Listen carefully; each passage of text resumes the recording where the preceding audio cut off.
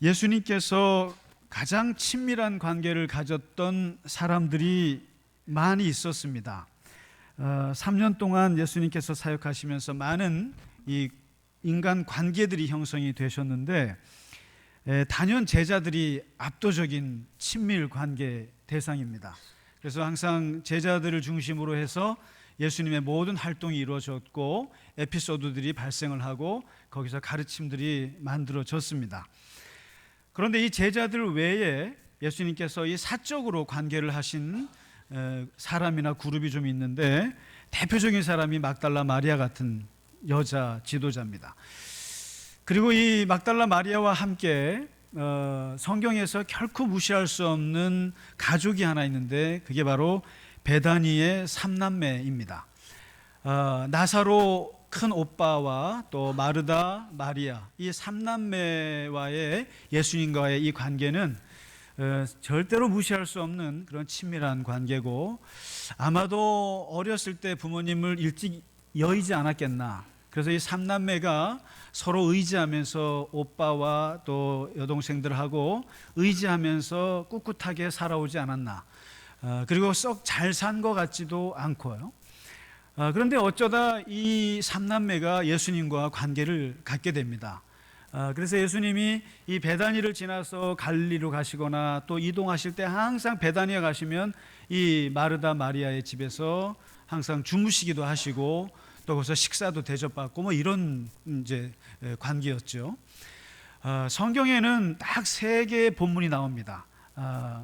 요한복음 10장에 하나가 나오고, 그리고 오늘 누가복음 10장의 이야기가 나오고, 그리고 요한복음 12장, 이 3군데가 나옵니다. 근데 이 3 본문 자체가 다 아주 의미심장합니다.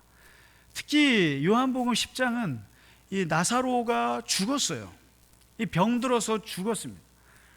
죽은 나사로를 3일 만에 가셔가지고 다시 살리신 기적 같은 이야기가 요한복음 10장에 쫙 길게 기록되어 있습니다. 그러니까 이 나사로 베다니 삼남매 입장에서 예수님은 거의 오빠를 살려주신 은인이고, 또 정말 모든 생명의 은인이 예수님이세요. 항상 고맙고 항상 대접하고 싶고 항상 마음에 빚이 있는 거죠. 그런데 이제 그 일이 있고 나서 오늘 누가복음 10장의 사건입니다. 이게 아무 데도 없어요. 오직 누가복음 10장에만 있는 아주 에피소드가 발생하는데, 예수님이 오늘도 베다니로 들렀다가 마르다 마리아네 집에 갔어요. 갔는데 제자들 데리고 갔죠. 근데 여기서 이제 마르다와 마리아의 아주 독특한 성격이 여기서 나와요. 이 마르다는, 마르다의 뜻이 여주인이라는 뜻입니다. 원래 주인이라는 뜻이에요. 마르다, 말타. 근데 그 주인답게 예수님을 영접하고 집으로 모셔드려서 부지런히, 예수님이 예약하고 오신 게 아니거든요. 그러니까 갑자기 들이닥친 예수님께 음식을 준비하느라고 마음이 분주했다 그럽니다. 마음이 분주해가지고 정신이 없는 거예요. 그런데 이 마음이 분주한 게 어떻게 가냐면은 마리아를 원망하는 대로 가요. 근데 마리아는 예수님의 발치에 앉아서 말씀을 듣는 거예요. 근데 뭐든지 옛날에는 랍비, 아주 유명한 선생님 발치에는 아무나 못 앉아요. 이 발치에 앉는 사람은 항상 수석 제자가 앉게 되어 있습니다. 가장 속된 말로 짬밥이 높은 제자가 발치에 앉는데, 그 자리에 베드로가 앉아야 되는데 마리아가 염치없이 앉아서 말씀을 듣고 있습니다. 그걸 보고 마르다가 화가 났어요. 아마도 그 화가 난 데는 이를 도와주지 않는다는 그런 불만도 있고, 또 모르겠습니다. 여성들이라고 하면 또 뭐 차별한다고 그랬지만 묘한 그 질투심. 혹시 예수님이 나보다 마리아를 더 좋아하나? 뭐 이런 것이 작용했는지 모르겠습니다만은 어쨌든 마르다는 화가 났습니다. 그래서 예수님께 마리아 좀 데리고 와서 같이 음식 좀 만들라고 말 좀 해주세요 이러거든요. 그때 이제 오늘 예수님께서 41절에 그걸 정리해 주시는 말씀이에요. 너무 너 분주하게 그러지 마라. 그냥 마리아는 하나만 선택했으니까 그냥 잘한 거야. 그냥 놔둬 하고는 끝나는 이야기입니다. 근데 이 이야기는 워낙 아주 인상적인 거예요. 마르다와 마리아의 아주 독특한 성격, 그 다음에 독특한 그 신앙의 차이를 느낄 수 있는 그런 좋은 본문이라 오랫동안 이 본문을 가지고 많이 해석들을 했어요. 교회 안에는 사실은 마르다과 같은 분들이 계세요. 또 마리아과 같은 분들이 계세요. 이랬을 때 마르다과 같은 분들이 어떤 분인가 하면은 봉사 잘 하시는 분들, 일 많이 하시는 분들, 항상 부엌에, 항상 주차 봉사에, 항상 봉사의 현장에 있는 몸과 손과 발이 빠르신 분들, 마르다과 이렇게 합니다. 마리아과는 누구냐면 항상 이 사람은 예배당에 있어요. 예배드리기 좋아하고, 그리고 성경 공부 좋아하고, 그리고 항상 기도하는 거 좋아하고, 봉사하는 거 안 좋아하고, 그냥 이렇게 기도하고 말씀 이거 좋아합니다. 그래서 이 마르다 하면 일 중심의 영성을 상징합니다. 그러니까 봉사의 사람입니다. 근데 이 마리아 하면은 말씀 중심의 영성을 대표하는 사람입니다. 그리고 항상 이 관계를 중요시하는 이렇게 이제 합니다. 그래서 우리가 이제 좀 어려운 말로 마르다의 영성을 우리는 활동주의 영성이라 그럽니다. 활동주의. 활동을 해야 은혜를 받는 분들이에요. 마리아의 영성은 이 묵상주의 영성이다. 이렇게 이제 구별하기도 하고, 또 마르다는 doing의 상징이다. 행동. 네, 마리아는 being의 상징이다. 뭐 이렇게. 존재가 중요하다. 이렇게 이제 아주 신앙에서 가장 중요한 두 가지 스타일을 보여주는 게 이 마르다와 마리아라는 겁니다. 근데 이제 아무래도 오늘 보면 예수님께서 마리아 편을 드시는 것 같지 않습니까? 마리아 편을 드는 것 같다 보니까 자연적으로 모든 목사들이 다 어떻게 해석하냐면은 마르다처럼 살지 말고 마리아처럼 살아라 이렇게 해석합니다. 그래서 너무 마르다는 일에만 급급한 사람, 마리아는 영적인 사람, 그렇게 이제 해석을 하는데 그렇게 보시면 사실 안 됩니다. 그래서 이제 어떤 그 마이스터 에크하르트라고 신비 신학자는 그걸 거꾸로 해석한 적도 있어요. 그러니까 마리아는 초보자라는 거예요. 마리아는 그냥 은혜 받고 말씀 좋아하고 아주 초보자 때 기도하고 싶고 말씀 보고 싶고 예배 드리는 게 좋잖아요. 그 영적인 초보자라는 거예요. 그런데 마르다는 그 초보를 넘어서 사람이 실천하고 몸으로 움직이고 그리고 현실을 이렇게 할 수 있는 그러한 성숙한 사람이다. 이렇게도 해석을 했어요. 그래서 이제 하도 마르다와 마리아가 싸우니까 요즘에는 이런 책이 나왔습니다. 조안나 위버가 썼는데 마르다의 세상에서 마리아의 마음 갖기라는 책이 나왔어요. 그래서 마르다가 마리아의 기도의 영성, 말씀의 영성을 학습해서 그것을 가슴에 품고 봉사하고 열심히 일하는, 이러면 참 균형 잡히지 않겠느냐.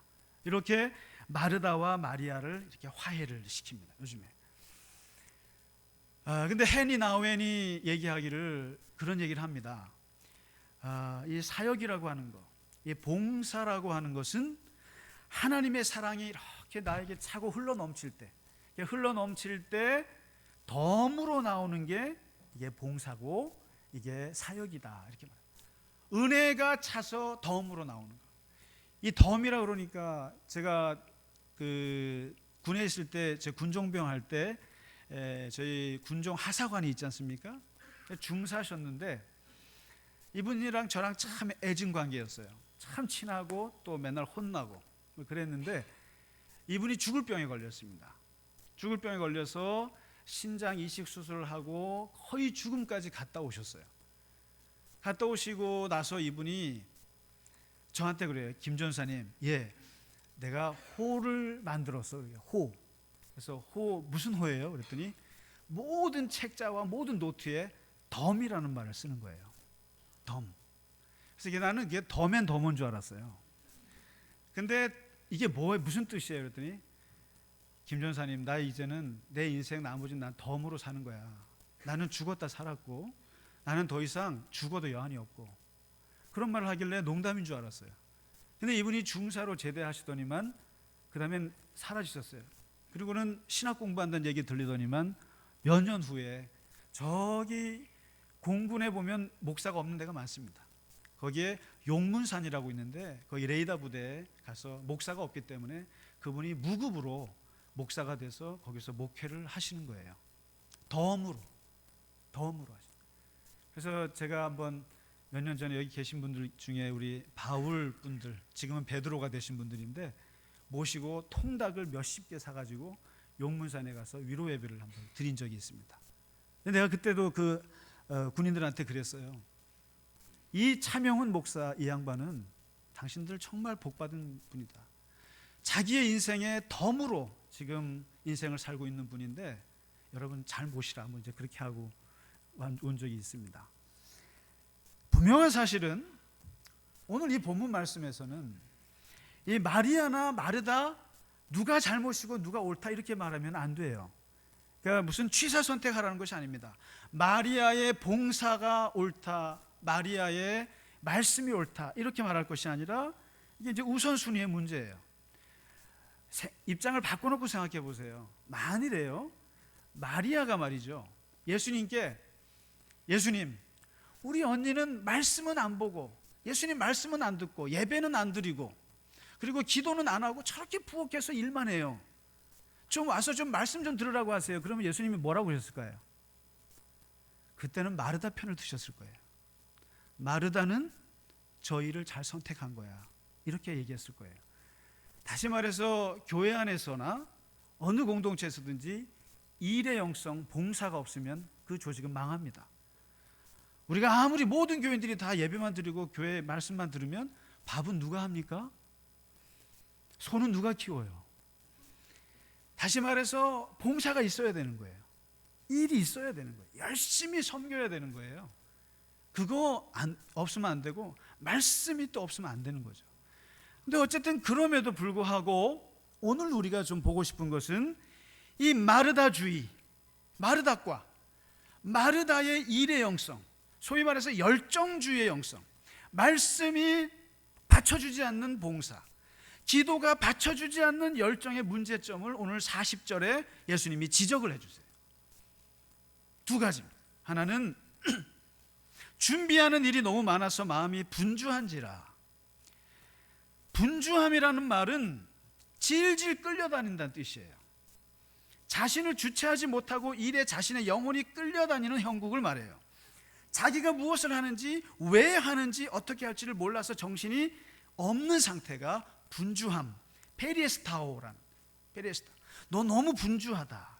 예수님 분주하다 보니까 41절에 예수님 말씀하세요. 네가 염려하고 근심하는구나. 염려하고 근심하는, 염려, 메리미나오. 메리미나오, 성경에서 550번 나와요. 이게요, 염려라는 말이 550번 나오는데 이 말은 그냥 생각하세요.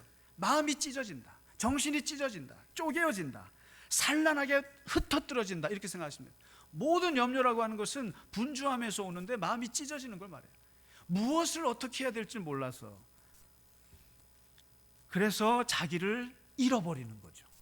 이게, 그래서 우리가 말씀이나 기도가 안 된 상태에서 봉사를 하거나 또는 거기에서 일을 하거나 어떤 열정이 있는 사람들은 이게 흩어뜨려집니다. 그래서 우리 목사들끼리 하는 말 중에는 바쁜 목사는 나쁜 목사라는 말이 있습니다. 목사는 바쁘면 안 됩니다. 근데 이걸 여러분 거꾸로 얘기해도 마찬가지입니다. 바쁜 교인은 나쁜 교인일 수 있어요. 다시 말해서 하나님 앞에서, 세상에서 우리가 바쁘게 일하는 사람들은 성실하다고 말할지 몰라도 신앙의 세계에서는 아니에요. 신앙의 세계에서는 바쁘면 안 돼요. 이게요, 바쁘면 마음이 흐트러져요. 그리고 자기를 잃어버려요. 이게 오늘 예수님이 마르다에게 지적하시는 말씀입니다.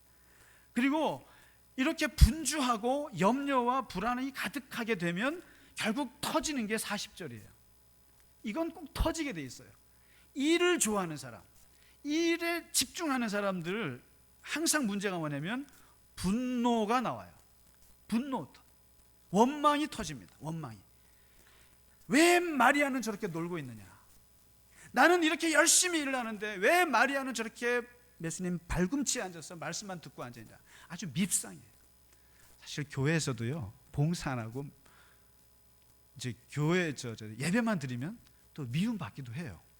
그러니까 다시 말해서 이 지금 마리아는 밉상인 거예요. 여러분 직장 생활 해보셔서 아시잖아요. 일을 열심히 하는 사람들은 100% 일을 열심히 하지 않는 사람들이 다 보기 싫어요. 아침에 7시에 출근해서 밤 12시에 퇴근하는 그런 분들은 9 to 5 칼퇴근하는 사람들이 정말 이해가 안 되고 싫어요.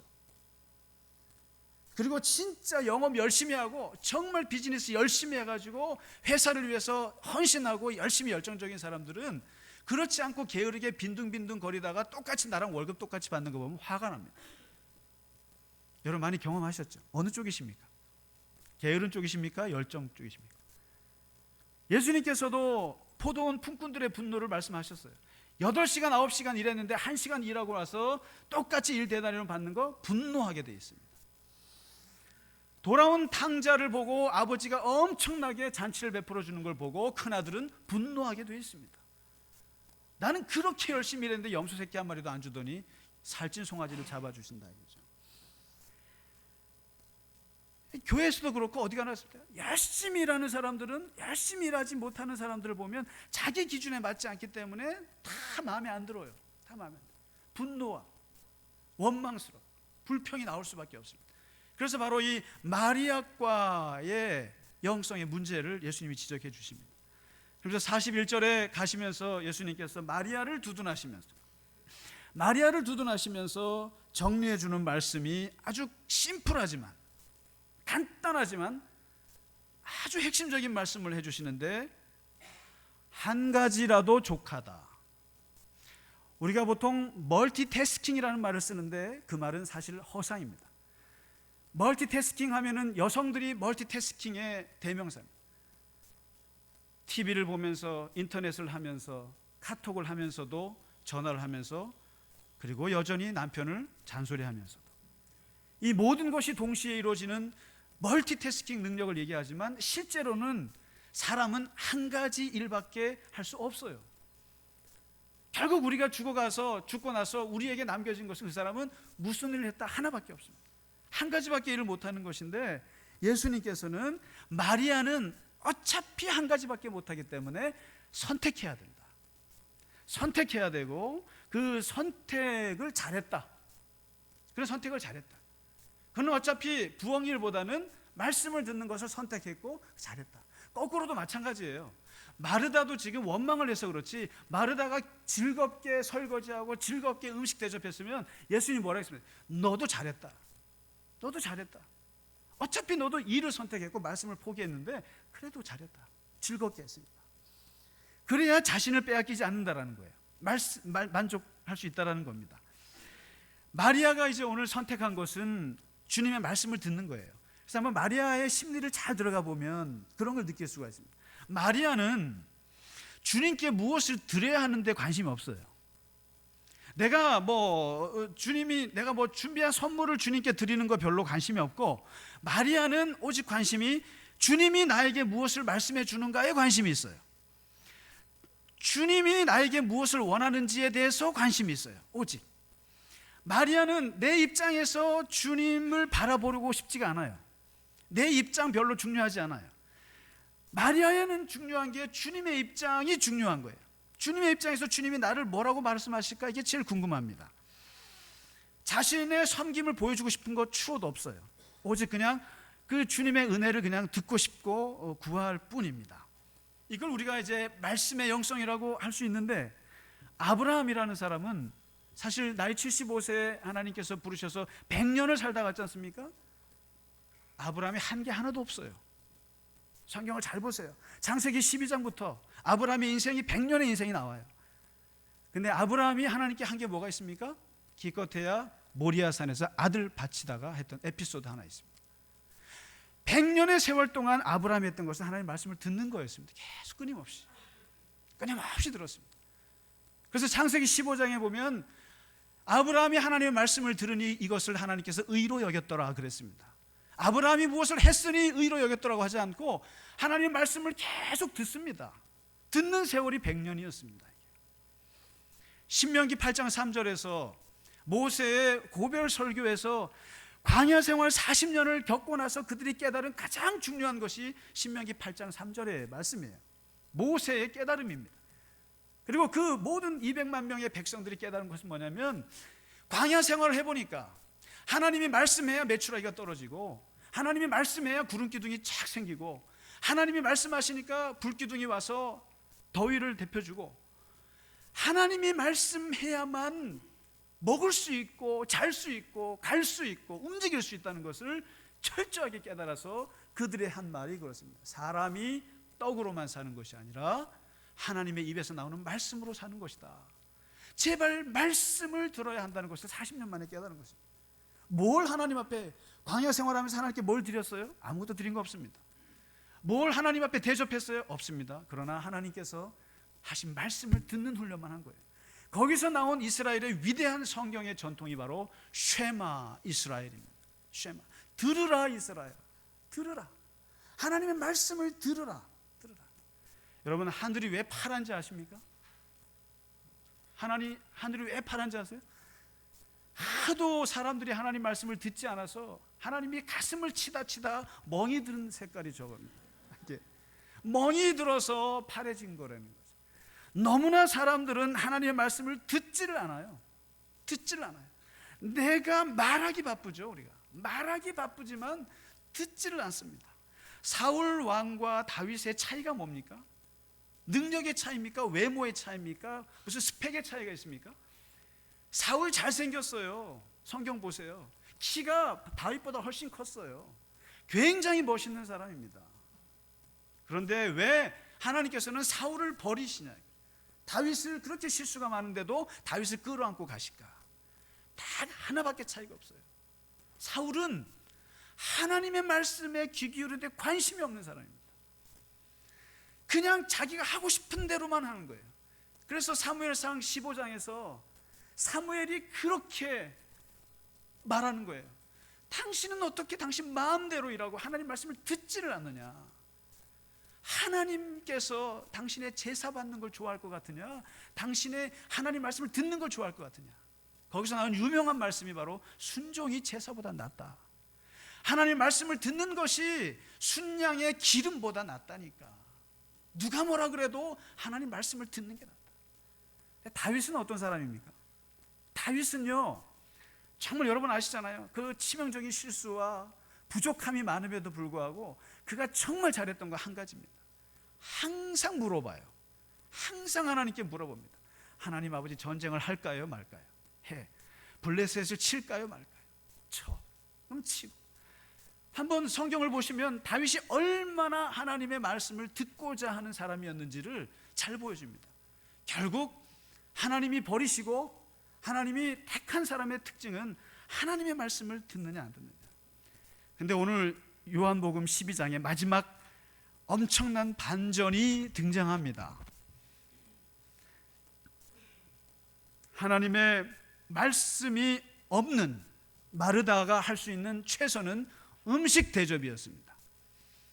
그리고 마음이 분주했으며, 그리고 함께하지 못하는 사람들을 원망하고 분노했습니다. 그런데 그 예수님의 발치 앞에서 말씀을 깊이 들었던 그 이 마리아는 결국 사고를 치고 맙니다. 엄청난 사고를 치는데 오늘 요한복음 12장과 마태복음, 누가복음 모든 복음서에 다 기록되는 엄청난 사건이 나오는데, 그게 바로 자기의 결혼을 위해서 준비한 전 재산을, 이 옥합 기름을, 이 기름을 예수님의 발 앞에 쏟아 붓습니다. 마리아는 어느 순간 직감했습니다. 예수님이 죽을 것 같다는 느낌, 예수께서 이제 곧 얼마 못 살 것 같다고 하는 느낌을 받았습니다. 예수님이 한마디 한 적 없어요. 내가 죽을 거라고. 그런데 그 느낌을 알고 마리아는 자기의 평생에 모았던 이 기름을 예수님 발 앞에 붓고 자기의 머리를 풀어서 발을 닦아줍니다. 그때 가룟 유다가 미쳤다고 그럽니다. 저 돈이면, 저 기름이면 수많은 가난한 사람들에게 구제할 수 있는데 저걸 왜 예수님의 발 앞에 부을까? 그때 예수님께서 내 마음을 가장 깊이 아는 사람은 마리아밖에 없다. 나의 죽음을 죽을 수밖에 없는 자기의 그 운명을 알고 불안하고 힘든 당신의 마음을 유일하게 이해해 준 사람은 마리아밖에 없었습니다. 그게 어디서 나왔습니까? 말씀의 영성에서 나오는 거예요. 말씀의 영성에서. 깊은 말씀을 듣고 그분의 음성에 귀를 기울이는 그 자세에서 결국 결정적인 헌신이 나오는 겁니다. 결정적인 헌신. 빙산의 일각이라는 말이 있습니다. 저는 빙산의 일각처럼 살아야 된다고 생각합니다. 우리가 다시 말해서 겉으로 드러나는 게 10분의 1만 드러나야 된다고 생각합니다. 우리의 삶에 너무 외부 활동이 많고 너무 일이 많아서 그것이 전부 다 드러나면 안 되죠. 빙산이라는 것은 10분의 9가 밑에 잠겨져 있습니다. 밑에 잠겨 있어요. 주님께 깊이 뿌리 내리는 그 잠김의 시간이 필요한데 우린 너무나 많은 외부 활동으로 이게 거꾸로 됩니다. 이게 넘어집니다. 여러분, 이게 20분, 30분 짧은 증언의 말씀 같지만 일주일을 준비해야 됩니다. 주님과 함께 같이 고민할 수밖에 없어요. 같이 기도하고 우리의 모든 봉사라고 하는 것도 깊은 10분의 9의 말씀과 기도의 그 은혜의 덤으로 나오는 것이죠. 저는 이것이 여러분이나 저 스스로도 부족하다는 생각을 많이 합니다. 너무나 많은 외부에 노출이 돼서 정말로 주님 안에서 침잠돼서 무슨 뜻인지, 하나님께서 나에게 뭘 원하시는지, 그리고 진짜 하나님께 뜻이 무엇인지를 묻지 않으려 했던 모습들에 저는 회개합니다. 반성합니다. 저 스스로 반성합니다. 그래서 여러분 느끼실 겁니다. 제가 여러분과 그렇게 접촉하지 않으려 한다는 것.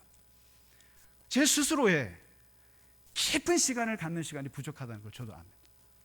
그래서 최대한 말을 하지 않고 최대한 기도하고 말씀 안에 있고 혼자 있기를. 그래서 하나님이 이끄시는 대로, 하나님이 가라고 하면 가고 오라면 오는 거죠. 모든 게 하나님의 뜻이죠. 모든 게 하나님의 역사죠. 모든 게 하나님의 마음대로 하시는 거죠. 그것은 말씀과 기도의 뿌리를 내려야 우리가 그 주님의 인도하심을 따를 수 있는 것입니다. 주님의 말씀에 먼저 귀 기울였던 마리아에게 하셨던 마지막 말씀, 좋은 것을 선택했노라. 우리 모두가 좋은 것을 선택하는 모든 교우분들 되시기를 주의 이름으로 축복합니다. 우리 다 함께 찬송하겠습니다.